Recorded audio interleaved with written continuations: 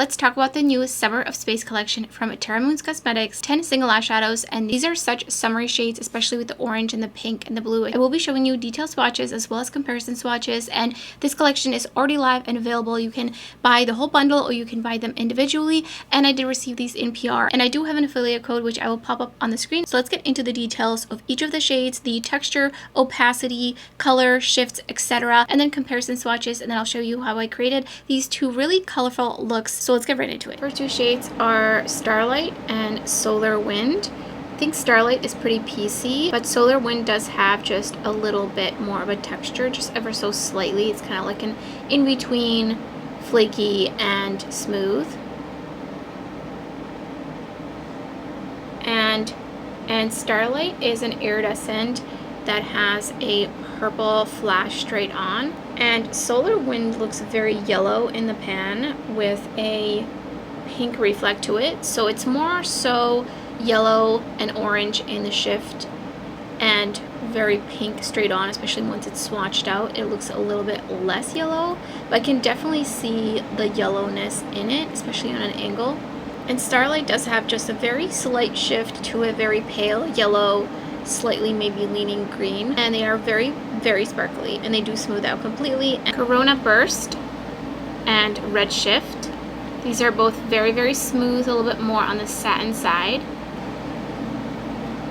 Love this orange shade. It is super, super vibrant tangerine with a gold shift, maybe a little bit of like an orange in between, but it does have just ever so slightly tiny bit of a pink tone. And then the shade below it is very, very fuchsia pink, which I feel like it's reading a little bit more purple on camera, but in person it's like a very true pale pink, and it has a very similar shift to the top shade, and it goes yellow gold. Next up is Chromosphere and Doppler Blue. I feel like Chromosphere does have just a little bit more shine than Doppler Blue, and also Doppler Blue does feel a little bit harder pressed.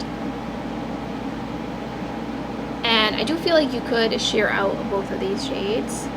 Love Doppler Blue. These kinds of shades are so, so beautiful. So Doppler Blue is cobalt blue, but it does have a bit of indigo and ultraviolet in there as well, especially kind of on the shift. And it does have maybe ever so slightly a little bit of a base, while Chromosphere is very interesting because it looks like a light green in the pan, but I feel like it actually has a little bit of a plum base to it on an angle, which is definitely surprising. Was not expecting that. This one is a lime green, gold, yellow, shifting teal, aqua, and blue. Next two shades are a little bit more on the larger particle size and super, super shiny. This is Pulsar and Spectral Shift. You can see they look a little bit more textured. I think you're going to have a harder time trying to sheer these out if that is what you like to do. They definitely have a lot of opacity, and they do pack quite a bit of punch. I feel like Pulsar is a shade I've seen so many times before, not just from Terra, from other brands, and it's a beautiful purple. It's a beautiful purple shifting to a yellow with a little bit of a green, and I also see pink in between there depending on the lighting, and it does kind of go a little bit more heavily green on a really harsh angle with the light. And Spectral Shift is so interesting. I feel like this is the kind of shade that it looks one way in the pan, and then it looks a little bit differently and unexpectedly once it's swatched out. So I feel like it has a little bit of a silveriness to it, but it's definitely a very kind of light olivey green, and it shifts to a really beautiful, vibrant aqua. And I also see gold flecks throughout it. Next up is Supernova Remnant and Flame Nebula. The reason I'm swatching these together is they have a little bit of a similarity to them, but a totally different base. But in essence, they're definitely a little bit similar with the orange gold flash straight on, but you can see the base is what really is. So Supernova Remnant has a plum base. It shifts to a teal green to blue to purple, and it definitely can look very gold straight on. And Flame Nebula has an orange base, but also has that gold look straight on, and it shifts green to blue to purple, And on a certain angle, it actually kind of looks a little bit like a reddish orange base.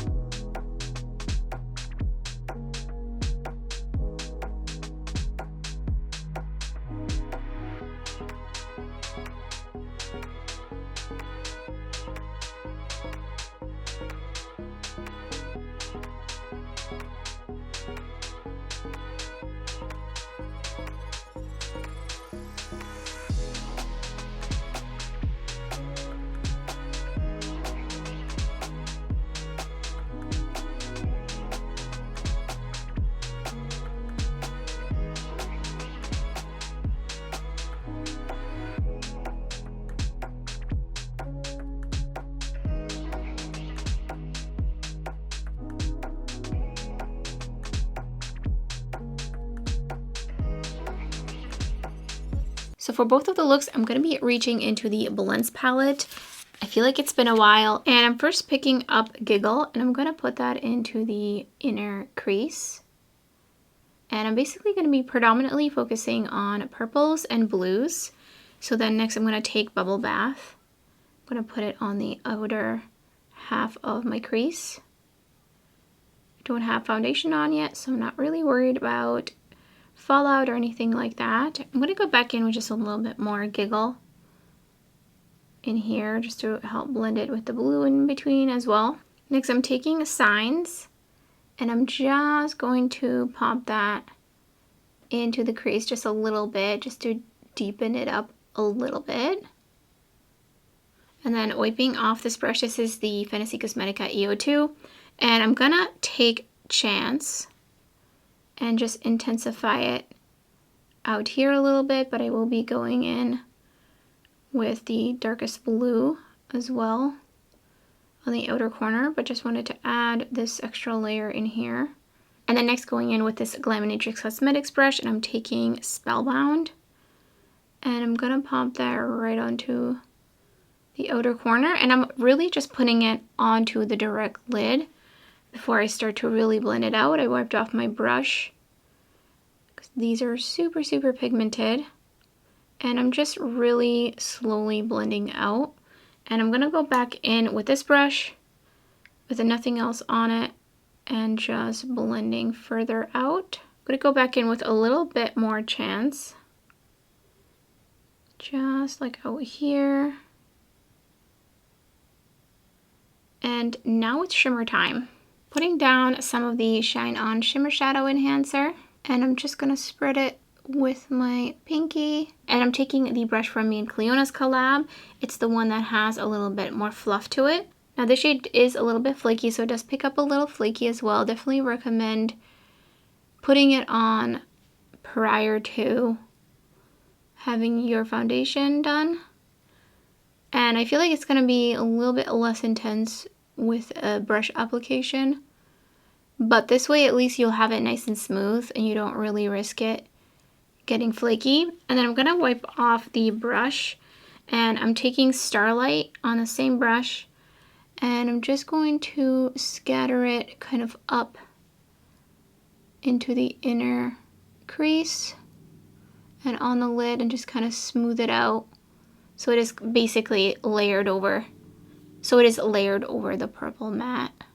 And then I'm going to kind of hug the center of my lid with it. Here's the first finished look.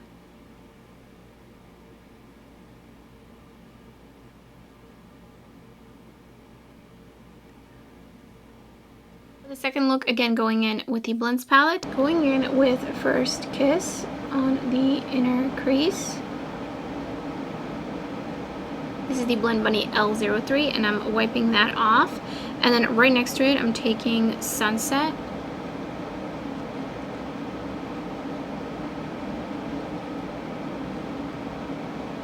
And then right next to that, I'm taking Giggle on this outer corner.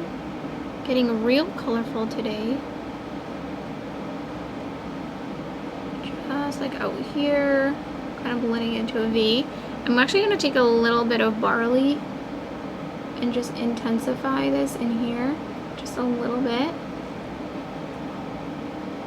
And wipe off the brush and just blending up the product that's already on the lid. Using the Makeup Shack T63 brush, I'm going to be going into Signs.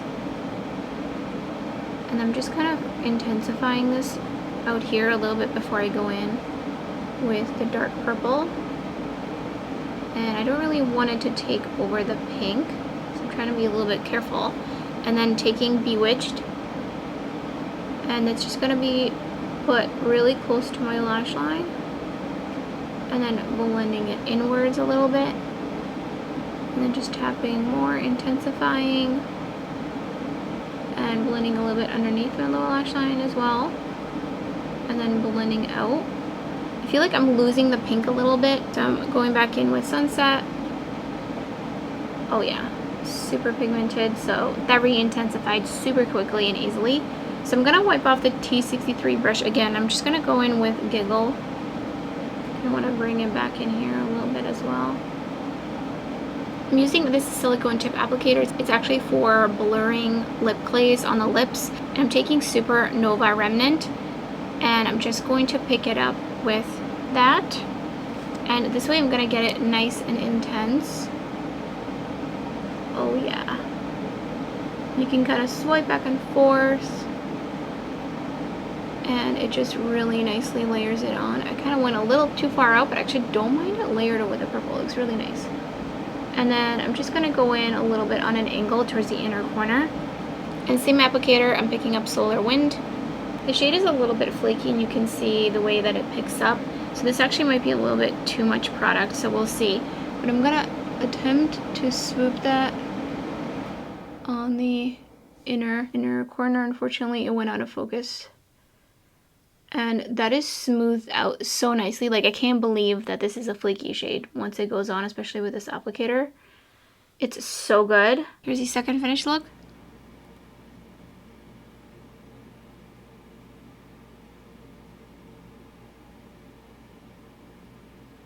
So all of these shades do feel very much on par with Terra Cosmetics. I did a video recently where I swatched all of my Terra eyeshadows, over 300 single eyeshadows, and there I talked about more in detail about the different textures that they have to offer, and I would say these are very much on par. None of these are squishy or emollient. There are some drier shades, and some have just a little bit of slickness to them, like they spread a little bit thicker, specifically Pulsar, Spectral Shift, and Supernova Remnant, and those shades also have a flakier texture. Alongside Solar Wind, I really prefer to use these kinds of shades either with a silicone tip applicator or with my finger and a tacky primer. Definitely a little bit more prone to fallout if you do tend to have those problems. They can be a little bit trickier to apply with any sort of brush because of the texture. It's just harder to pick up, but they do smooth out and they look ultra beautiful, metallic, and sparkly on the lid. They're definitely very punchy, but there's also shades in this collection that are very much on par with the Terra kind of standard formula, where they're really, really beautifully smooth and glistening and even a little bit sparkly in really direct lighting, and they're really easy to use. Now you can layer most of these shades, especially these 4 shades and then these 2 as well, while some of the other shades have a little bit more opacity to them, so you might be able to share them out if that is something that you like doing, or they will be full opacity. I know some people prefer fully opaque shadows. It really depends on preference, but if you are planning on picking any of these up, I do want to make sure that I'm being very clear with what you're getting yourself into, if you like topper shadows or if you like more opaque shadows as well. My favorites are, of course, the Iridescent shadow, which has a really beautiful piecey texture. So it's a little bit different from the smoother shades. It's still smooth, but it just has like a finer particle size that picks up a little bit differently. And then I love this orange and the blue. They're very, very punchy, very, very glowy, and super fun to layer over mattes. I think Spectral Shift is very, very unique. I couldn't find anything in my collection because I feel like it has a lot of different tones going on. It's super, super shifty, and I feel like I had a hard time pinpointing what shades to even try to swatch against it. And when I thought a shadow would be similar and I swatched it next to it, it really wasn't at all. So I do really like that one because it is so unique. And then also what surprised me is this green shade over here, this like limey green. It's got a piecey texture similarly to the Iridescent shade, and it is super, super punchy, and a little bit goes a long way for sure, but you can also use it more as a topper. And then I do like these two bottom shades, but I feel like I have a lot of similar shades to this one already. And then this one is definitely one of the more sparkly types of shades that I have of this. Some of the other shades I have that are a little bit similar to this are more on the satin side, so I like having that variety. And also the tone is just a little bit different, so it's not exact, but again, it is a little bit flaky, so it's just a little bit harder to use. Let me know in the comments below if you picked any of these up and which of these two looks was your favorite. I would love to hear your thoughts. And if you enjoy this kind of content, swatches of super shiny, shifty, sparkly eyeshadows, comparisons, and tutorials, I will have some of my other videos up on the screen. And thank you so much for watching. I hope to see you next time.